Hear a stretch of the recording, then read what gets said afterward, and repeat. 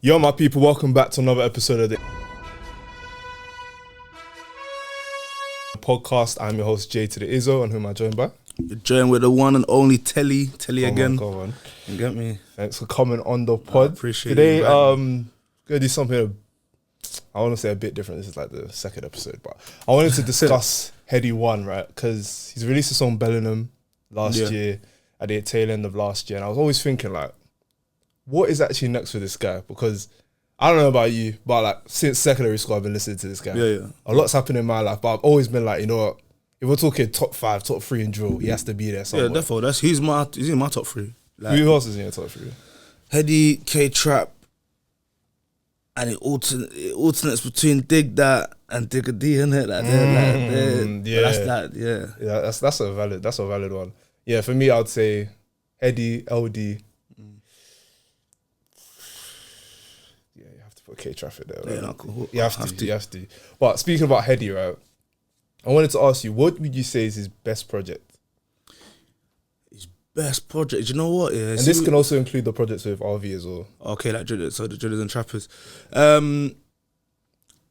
It's you know what? See, Drillers and Trappers 1 and 2 even, like they're like, that's like drill, innit? Like that's like authentic drill. Even like the 1 as well. That's if you're looking for authentic drill.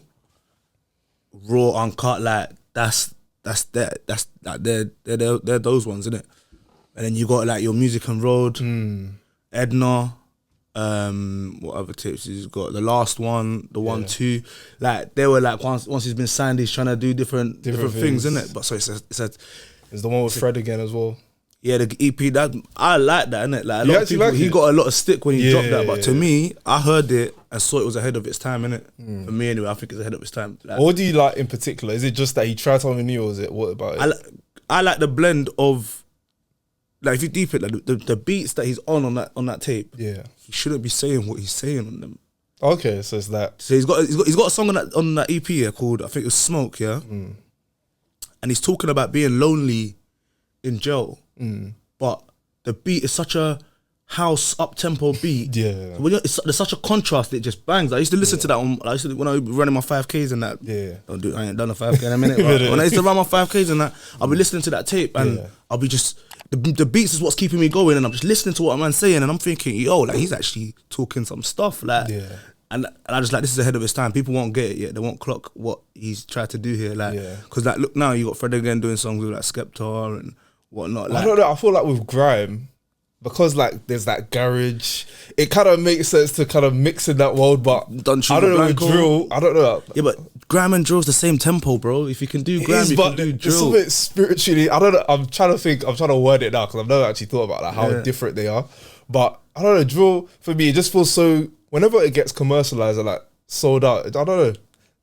For me personally, my favorite Headie One project is Drillers and Trappers, isn't it? The first one? Yeah. Yeah. So that's mixed poorly. I don't like when you listen to 1 versus 2. Yeah. It's not mixed the best. But it's also like raw, authentic about it. So it's like I don't know when you get to that EDM world, because you know like a bunch of those rappers do it, like they'll just make a pop tune, go clear and stuff. But it'll be making the most amount of money. But I don't think he even did it to go clear, you know.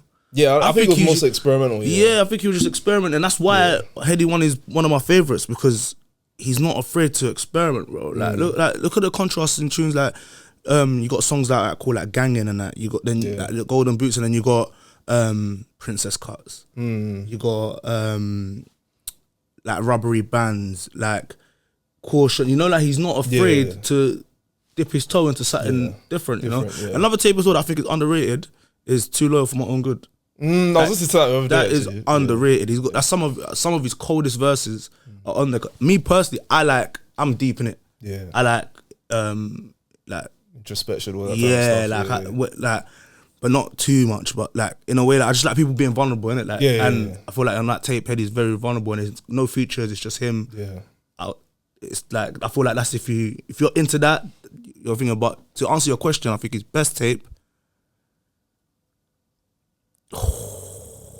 It's techie, man, because he's got so many good tapes. Alright, cool. For me personally, it's either Edna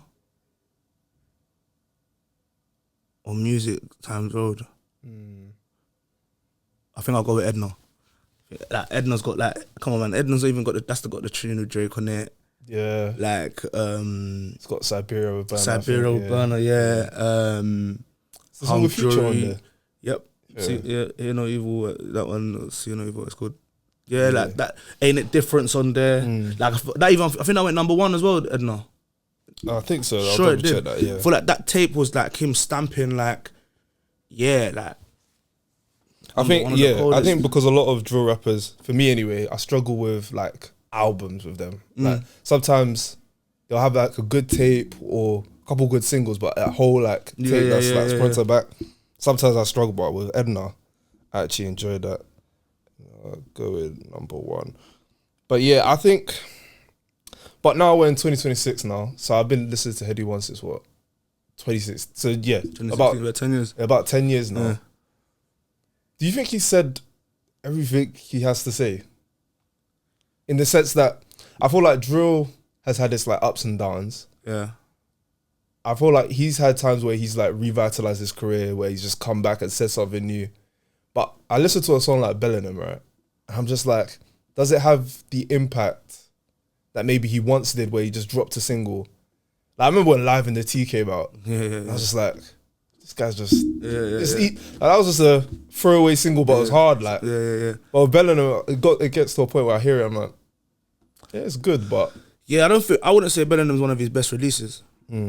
As a whole, no matter whenever he would have dropped that in his career, could have dropped that 2 years ago, 3 years ago. I still don't feel like it would have been. It would have charted like that. Yeah, like it wouldn't. Like, so I just think it's the song. Like, I feel like Headie One has got a lot more to say because he's someone that is always talking on stuff that's currently going on in his life as well.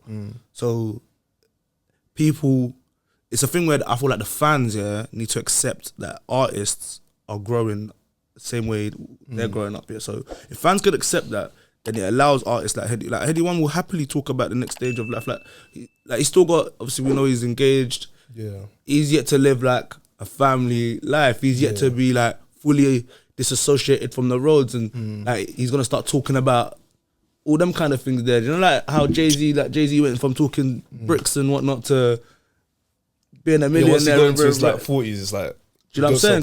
We're getting old, man. Yeah, so he ain't gonna be rapping about what he was doing at 16 anymore. Yeah. But then obviously sometimes they catch themselves doing that because that's what the fans want, and the fans want you talking like how you was talking 10 years ago, innit? Yeah. But I feel like Headie's still got a lot more to say. There's a song that he's got that he ain't released yet, that he teased on his TikTok like maybe we're going nearly 3 years ago now. Bro, like, I had to stop with that. I need that track. Like, see me, I don't really like commenting on artists and stuff here, but I'll be commenting on his page like, bro drop that tune one. And it's like a bit of a heartfelt one, and it's like, don't tell me you've changed. Who's changed? You've changed. You don't treat me the same since 100k turned to a loose change. Foot down through London City in a Batmobile bill feeling like Bruce Wayne. Like, it's a proper like nice little, and that's the Headie one I like. Same, I was gonna say, you see me with Drill, yeah. Obviously, you know, your LDs and whatnot, like the raw guys. They're cold, whatever. They're like the leaders of this thing. I don't like too much violence in my drill.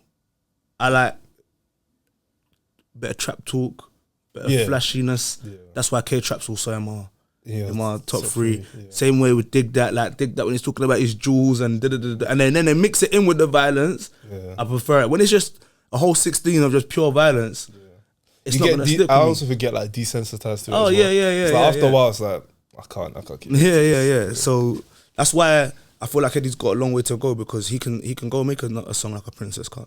Do you know what I mean? Like, you can talk about girls, you can talk about whatever. Like, so I feel like he's still got some time left, and I think he needs to switch it up a little bit now. Like, in terms of like, see like these new beats with like the trap elements. I feel like he needs to start jumping on them kind of beats there, because drill. Do you think it worked? What was that one before? There was like a trend, like a New York style trend. I feel like he jumped on that. With like Karma. Yeah. Cold. You like that? Okay, cold. You like that. Okay, fair enough. Cold. Like, Karma was cold. Do you know what it is? I think, was that the first one? Because he did a couple, and then I remember he dropped, I think, Karma, and then he dropped a project. He dropped the last one. The last one, yeah. Yeah. The ones on the last one, I wasn't really feeling as much as Karma, initially. I don't know if you were just feeling the whole project. The first half of the project. First half, fair enough. Towards I think it's a good project, isn't it? Like I said, I like when Headie's like wearing his heart, when artists wearing their heart on their sleeves, and he does that, especially on the one intro. Yeah. I feel like that was a very good intro. If you've been a Headie One fan from the beginning, when he's talking about, like, man's talking about the no better situation, talking about the girls going through depression and whatnot. You would no one thinks about the girl. Yeah. Do you know what I mean? Yeah. Like, we never think about what's the girl doing. Yeah, like the girl, yeah. It's another perspective. and he's talking about it. And it's like, oh, like raw, like, you know what I'm saying? Like, I like the contra. I like the guy,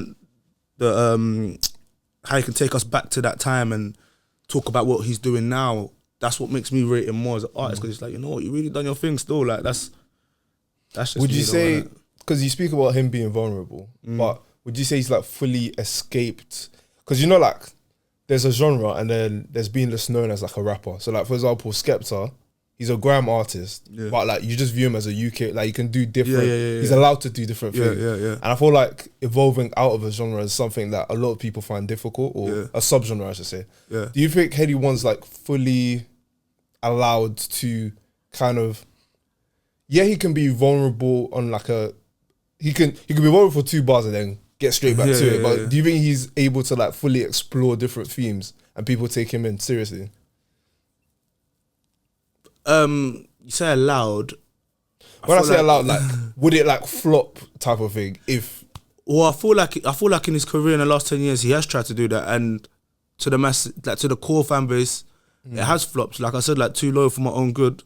That's a very vulnerable tape. But a lot of people wouldn't even say that they like that tape. Do you know what I mean? Like, so, and obviously, like, when he tried doing the whole Fred Again stuff, a lot, like, the core fans didn't like it, like, but he still, that's why I like him, because he still is going to attempt it. Because I think there was a period before he came in the scene, there was a period where he was like in a grey area because he was doing different types of songs. Came in the scene, which was an authentic drill tune. That's it. He was back, like, just like that. He was back. Do you know what I'm saying? So the fans he's always gonna do he's always gonna shine the most on drill, innit? But I feel like he makes good other songs as well, innit? Yeah. I just think, I don't know, I think maybe this is where the UK is in terms of like media outlets and like pushing things. But I feel like Headie One at times, I feel like the UK, we kind of treat him like Kante, we do for Kante in football. You know, like, how would you say that? Like, you know how Kante's a grown man, but people are like, oh, he's so humble, he's so this, he's so that. I feel like Headie One sometimes, like, they play on, like, he's the lovable. They don't take him as serious. Yeah, sometimes they like, obviously sometimes he might say something that's a bit funny, whatever, but they treat him like he's like the lovable idiot sometimes in the media anyway. Do you know why? Because he's a human being, bro. At the end of the day. No, but I mean, how do I explain it? Because like, obviously, you know when a meme comes out, right, and you be laughing, ha ha ha. Yeah. Sometimes I feel like those type of memes for some artists can actually affect the way you perceive some of their music. And do you think Headie One's one of them? Yeah, I feel like at times, not even at times, I feel like, for example, Dave, right? Yeah. Dave could drop a really sad song, they could drop a really serious song, but I feel like he's allowed to do that because we view him as someone who's allowed to explore those different themes. But if Headie One was to like really drop like something that was really vulnerable and explore certain themes, would the masses be like, oh, this is an artist we trust to take us through this journey, or is he just someone, just stick to the violence type of thing? Just stick to that type of thing, or is it just his core fans would appreciate? I think Headie One's talented enough to, if he was to do a song that was so like vulnerable and it was pushed. Actually, let me not say vulnerable. I'm just saying explore different themes more so. If it was pushed correctly, like marketed correctly, I feel like they would still take him in. I don't know if you was to check like the streams of the songs where he tried to do, I don't think they're that, or they'd be that different to the rest of his tapes. I don't think they'll be that different. But like I said though, people are always gonna want him to do just stick to the drill. But what you're saying about on the meme ones, I hear what you're saying in terms of like the lovable thing, because girls will be like, oh, he's just like a little teddy bear, like a da-da-da-da-da.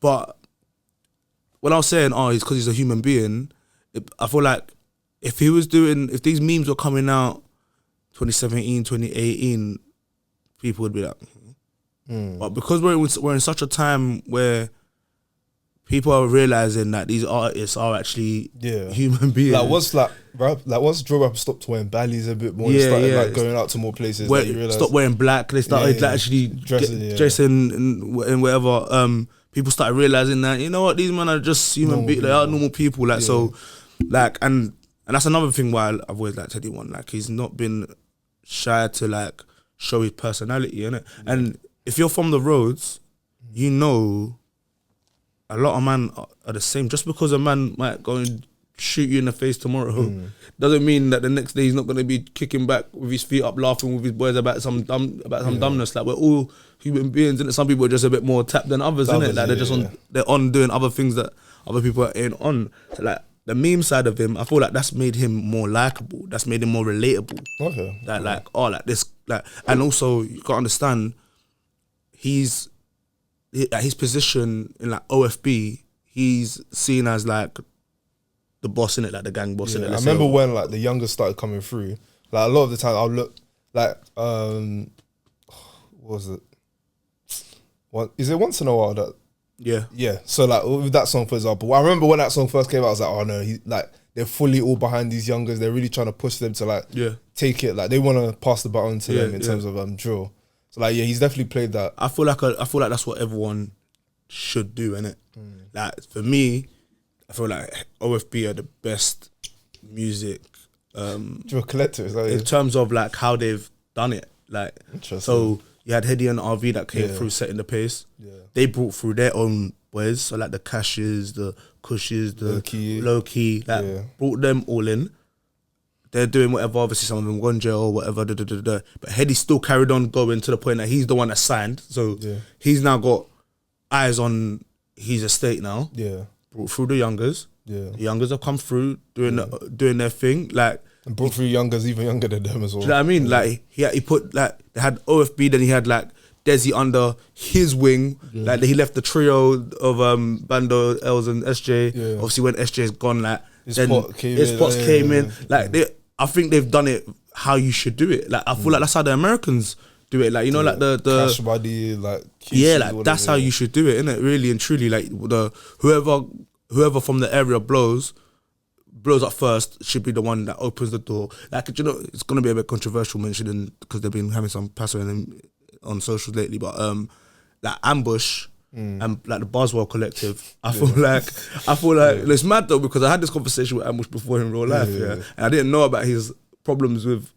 Sometimes I forget, like, there's so many sometimes. And I was there. I was at like one of Major Think's events here, and I'm telling them like, no, OFB are one of the and he's like, no, they're not. No, they're not. I'm thinking, why are you not agreeing with me? Like, why? But obviously now I know it's because them not have dramas. But Boswell are another collective that if Ambush was growing, like become bigger and bigger, they would have figured, because he used to bring them all in as well. Like kind of like with Harlem. Name? Frank Ekwa. Yeah, I like him. Like he was on Young Test tape. Like even like their collective are all different. They've got girls in the collective and whatnot. Like their things different. Like but I feel like OFB are the only group that's been able to do it and do it properly because of the fact that Headie One's always kept himself relevant. Because it's like it could happen with Harlem. Harlem were basically doing it. Think about how many Harlem rappers there were, but the bigger that Lowski was getting, the more eyes the rest of the Spartans were getting. Like especially when Blanco and Miz weren't there,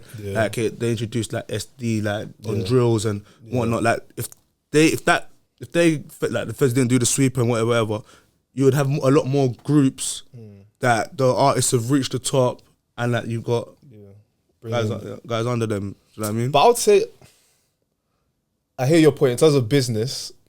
I can't argue. I can't argue with that. But in terms of like talent, I think 6-7 like might have a run for their money. You know, because like obviously you've got the OG generation, like they pioneered drill. Then you've got the you got like the Dope Smokes and whatnot. I think Dope Smokes is one of the coldest. So I don't really listen to them. Like the only ones I used to listen to from 6-7, LD and Monkey. It took me a while to like Dimsy's flow. I didn't really like it at first, but even then, by the time I started liking it, 6-7 weren't really putting out music anymore. Like I'd only really check for LD or Monkey really for me. So that's why. But I hear what you're saying because they literally what I'm explaining. 6-7 did do like they blew up and then they brought through those as well, PR and PR side and what's his name as well? I think Trap Fit's associate. They've got better associates. Yeah. They've got like. Yeah, no, they done it as well. To be fair, I can't disagree with that. Trap 100 or Trap 100. Yeah, I said Trap Fit, but that's probably someone else. But Trap 100 or Trap times 10. Trap times 10. Yeah. His name's confusing me. But I do feel that's interesting in terms of the best drill collective. Definitely got to be OFB. In terms of like, if we're going off talent and whatever, cool, you might say Harlem. But then because their run was so short-lived, and do you know what it is as well? Like I want to do like a drill retrospective one day, but I started like doing research a couple of weeks ago. Bro, a bare of the songs on Press Play that I used to bang out, struggling to find them. Gone, yeah. And it just makes and it's interesting like media-wise, if someone just erases something off the internet, who's that? Like when we die, for example, 100 years from now, no one will ever know that existed. But like at that time, that was. Does that make you think about history, about the things that happen in history that we actually? Yeah, I mean that's what they say. History's mad, isn't it? Told by the winners, I guess. But I think Headie One's in a very interesting spot in his career. But yeah, I hear what you're saying. I believe that he can. I believe he's got a few more good years in his career. Yeah. I just think, you know what's mad though? At the same time, sometimes you need some sort of controversy going on in your life, you know, to keep you relevant. Like something, especially in this scene. Yeah. So it's like you don't know what the future holds, innit? There could be some sort of incidents that come about, and then that inspires them to make music about it and whatnot, and it keeps everyone locked in it. Because drill as a whole, it's not. I'd say it's dying, but it's not dead.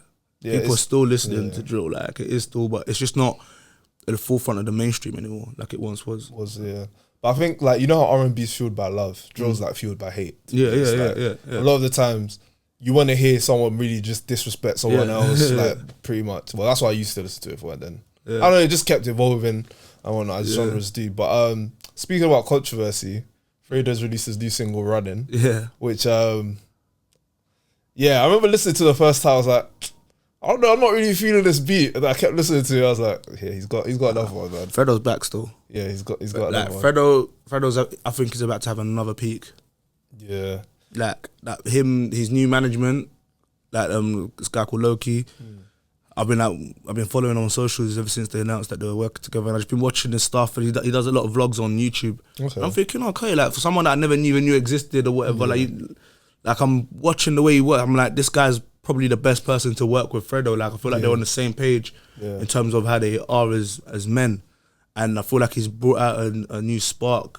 Because think about it, Fredo's going for a lot, you know, really and truly, you know. Damn it, because he had the whole stalker stuff. Yeah. Last year, he's obviously got beef as well. Like, there's so many different angles. Obviously, I'm not gonna like touch too deep into beef because I'm not like into the streets like that. But it's a lot of different. He's got a lot going on, but he's not in the country. Like, and the way he's sounding on that tune, I feel like he's back. Like he's feeling himself, like you know what I mean. Like even like the way he's flexing in the videos and whatnot. Like I feel like like he's found his spark again. Like, and that's because obviously he's locked in with my man. He's just dropped that song with Burna Boy. Yeah, very mainstream. Like, so I'm like, all right, that's the angle they're going for. They're going for the radio plays and whatnot. Like, do you know what I mean? And Fredo's smart. I think that Running song, because he knows there's a lot going on, a lot of people are talking about him. Obviously, you got the stuff with Clavish. It's a good way to push his numbers because people are going to lock in because of his current affairs. You know, Bouncer's going to cover it. You know what I'm saying? It's current affairs, isn't it? Yeah. He's dissing people. He's dissing people and talking on things that have happened in the last year or 6 months or whatever. So, but would you say like? I think about a song like No Comment, right, where he also disses Marlo, but he kind of blurts it out. Yeah.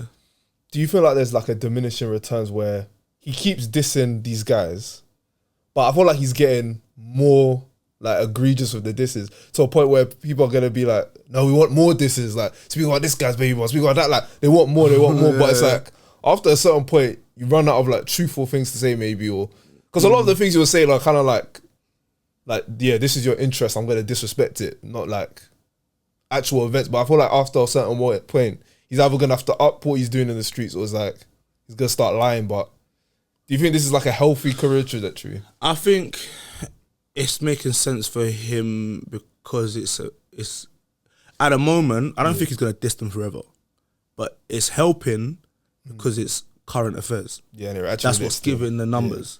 It really, and it actually relates to him. So the numbers are, people want to hear what Fredo's got to say at the moment because he was so quiet for so long. The whole stuff with his cases and his co-defendants or whatever, like, and he wasn't saying much. Like, he probably went, I think, like a year or so he didn't drop no music. Like, so people want to know what he's want to hear him now, and the more impact he hits them with, like with the disses and whatnot, it's gonna keep people wanting to check for him. Then eventually he's gonna stop doing the disses, man. He's gonna stop. Like, I don't think he'll diss them forever. Like, it's just making sense right now. You know, once he drops his album or whatever, when he's on to the next phase, he probably won't even be speaking of them no more. Like, and I want to ask another question. Do you think, because like I made like a video on Fredo, and I was like, he doesn't have like a classic to where everyone would agree this is his best project. For example, project. I thought you meant song. No, songs he's got bad. But like, I'm talking about like an album. So like, for example, a song like, no, an album like Independence Days for me is my personal favorite. Really? But like, yeah, I'm sure you've got like another one where, what's your favorite? Get Rich or Get Recalled.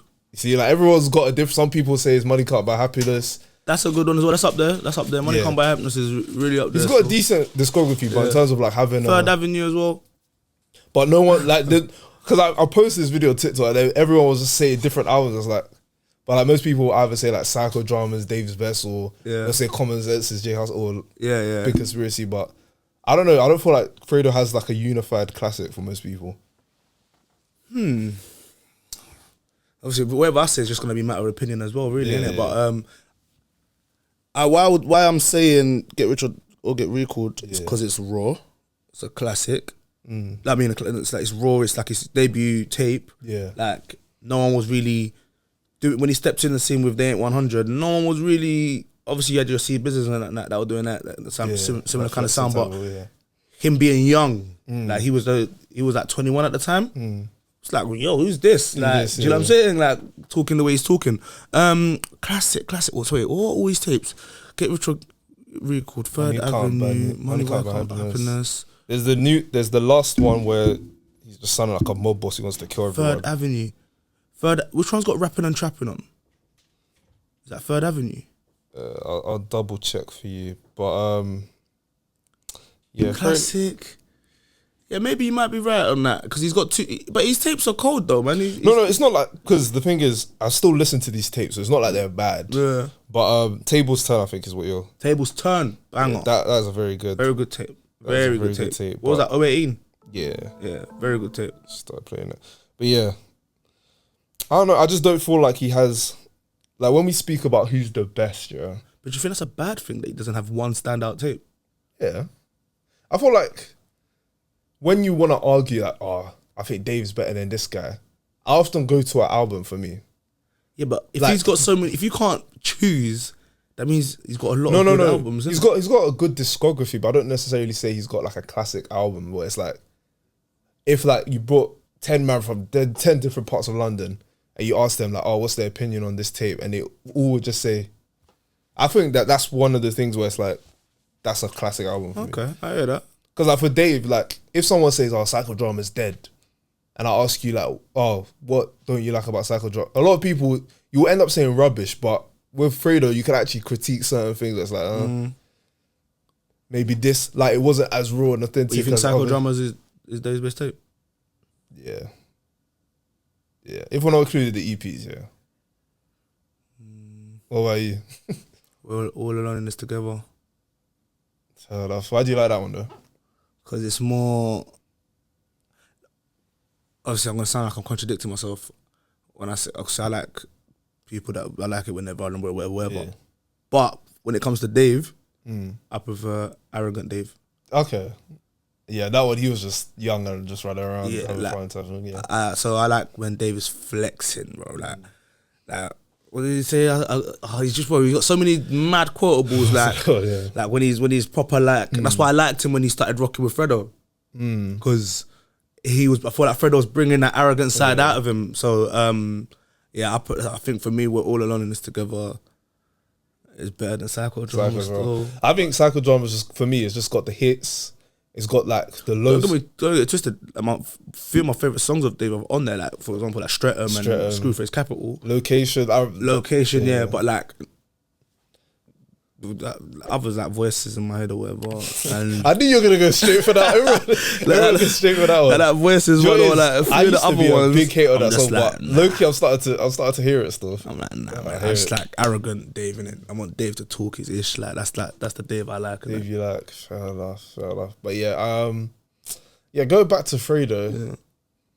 I don't know. I feel like for this next tape, I really want him to. Because at first, for me personally, when I used to think about Fredo's music, it used to feel like someone who's really authentic, but maybe on the rapping side, they still need to develop because they're a bit raw. Yeah. But it's like, for me personally, like the first couple of years of your career, do that, that's calm. Like, when he first entered, I was so mad that you said that, because when I first heard Fredo, and he had a few songs on SoundCloud, I remember I was telling my boys, like, I'm like, this guy just needs to tighten his flow. Like, I was like, he knows what he wants to say. Yeah, it's just how he's saying it. It feels like, you know, when like someone's like written it down and you can kind of hear them kind of reading it. Yeah. But like what they say is actually cold though. So it's like, I feel like he grew into that though. I feel like he proper grew into his flow. Like when you listen to his songs like from back then and then now, it's like it's a big difference. I feel like he knows that I feel like he's one of the few that actually care about their music now. Like I feel like all that time being signed and probably being in different studio sessions and whatnot taught him how to make music. Fredo can make music, and sometimes it can be it could be a flaw in a artist because people start thinking that they're less raw and authentic. But now they just want to make good music, and I feel like Fredo can make good music. Hence why he dropped that song with Burna Boy. Like that's him deciding to make good music. He could have made an album talking pure crud. Yeah, I feel that's what his last song was kind of. Yeah, but he knows that. Obviously, remember like he's got his songs like 3:15.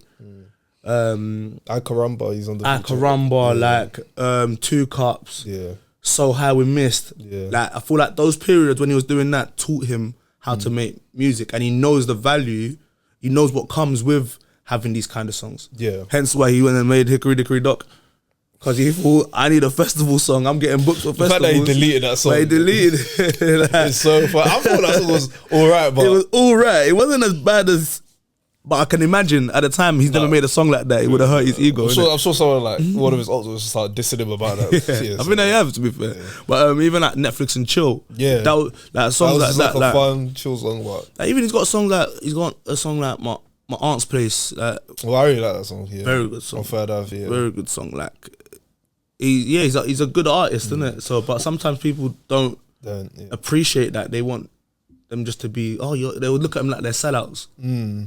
In a way. And I feel like Headie One has that as well. What, sellout in terms of what? People think, like for example, someone could turn around and be like, that song with Burna Boy, like that's a bit commercial, that's a bit pop. Like I don't want to hear that. I want you to keep dissing them, man. Dissing them, man. I guess, like, for me, selling out, the way I like define it is more so you've got your core beliefs and you're just, like, putting them to the side just to kind of sell to a mass market. Yeah. So, for example, like, if you portray yourself as a Christian, for example, you don't even need to be, like, the biggest Christian in your like Christian rap, but if you just portray yourself as a Christian, but then, like, you would do something that's, like, completely against the Bible in terms of, like, maybe something satanic or whatever, then for me, that's, like, you're selling out. Yeah.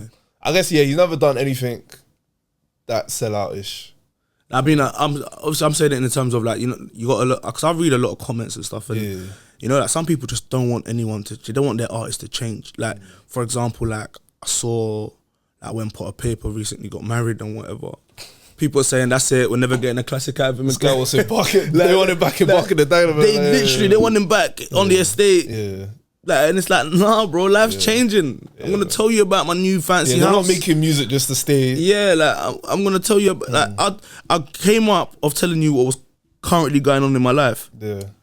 So now I'm gonna tell you what's currently going on in my life. You want me to talk about my past? And if they're a good writer, they'll be able to make that interesting. If not, exactly. So yeah, like the fans, man, you can't please them, man. You can't please them. Yeah, actually can't. I think that's why you need to have like your own like core beliefs, before you do anything. But going back to Fredo, what would you say is his best freestyle? Daily Duppy. Yeah, I wanted to argue, but the Daily Duppy, bro. Duppy, innit? Daily Duppy, man. Yeah, serious. That Daily Duppy. Would you say it's the best one?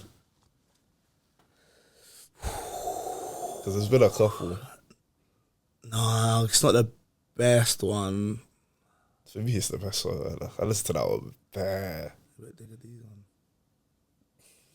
That one's very good, you know. Digga D's one's crazy. Very good. Digga D's one's crazy. And Clavish's one's cold. It's crazy how they all. I can't remember Clavish's one. I'm not really a Clavish. You know a Clavish guy like that? Not like that. I liked his Rap Game Awful tape. Other than that, I'm not really. What about him isn't like? Would you say isn't clicking? His flow. But I would say his flow is very similar to Fredo's and Nine's. Nah, Fredo's got more conviction. But same with Nines though. Nines, it took me a while to really like, bro. Come on, man. Nines has been making music since I was in like probably like year 10, year 11 or whatever. And when all my boys are listening to Church Road to Hollywood and that, I'm like, nah, mate. Like, I'm like, this ain't hitting. Like, it's only, I think it clicked for me when he dropped. What was the first 1 foot? No, the 1 foot in, and then the one with Stacey Adams, that 1 foot out. Yeah, that's one. I think that's my favorite Nines project. Yeah, that's when I was like, yeah, cool. Yeah, but I feel like that was the album. Before it was mixtapes, isn't it? Yeah, but I'm saying like mixtape, like the flow for me just wasn't. Yeah. It just never used to. It's too slow, innit? Too slow. That's why I was saying it took me a while to get to like Dimsy as well, because like, the flow was too like. Yeah. I like cadence, conviction, like. Yeah. I would like you like the performance of it. Yeah, like that's what makes me stay locked in it. So yeah, Clavish, I don't think he's a bad rapper.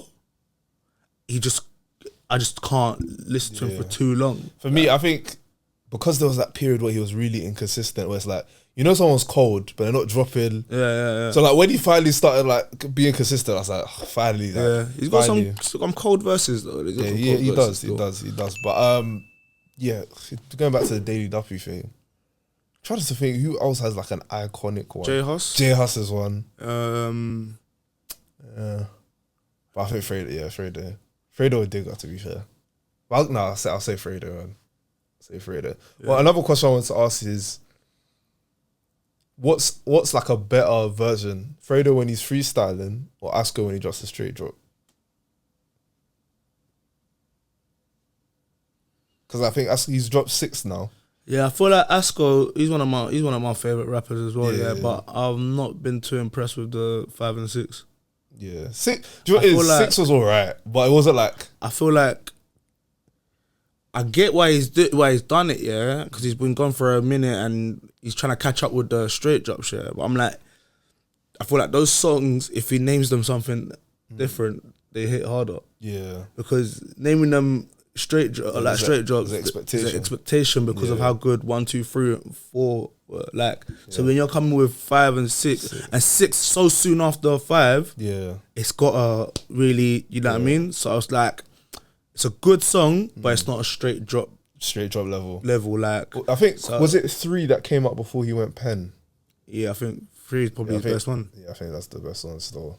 Straight drop 3 is the best one still, yeah. 1 and 2 are classics, don't get twisted. But 3, that's when I feel like he was like, I'm Asko, I've arrived, like kind of thing. Like that thing, yeah. You know what I mean? Even like his what's it, Last Night in London Fields. Yeah. That era of Asko, serious. Like Asko. Yeah.